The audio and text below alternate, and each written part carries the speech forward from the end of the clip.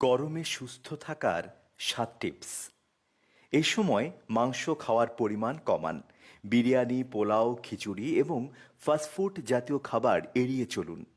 গরমে পান্তা ভাত খেতে পারেন, যা শরীর ঠান্ডা রাখবে এবং পাশাপাশি রোগ প্রতিরোধ ক্ষমতাও বাড়াতে সাহায্য করবে। প্রচুর পরিমাণে পানি পান করুন।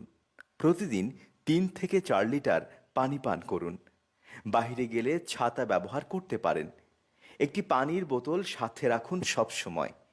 প্রচণ্ড রোদে ঘুরে বাড়িতে এসে ফ্রিজের ঠান্ডা পানি নয়, নর্মাল পানির সঙ্গে ঠান্ডা পানি মিশিয়ে পান করতে পারেন। স্যালাইন, ডাবের পানি, লেবুর শরবত এবং গ্লুকোজ পান করুন, যা শরীর থেকে ঘাম হয়ে বের হয়ে যাওয়া পানির চাহিদা পূরণ করবে। দই, চিড়া, কলা, রুটি, সিদ্ধ ডিম, পাউরুটি, সবজি, নরম খিচুড়ি এ সময় খাবারের তালিকায় রাখতে পারেন।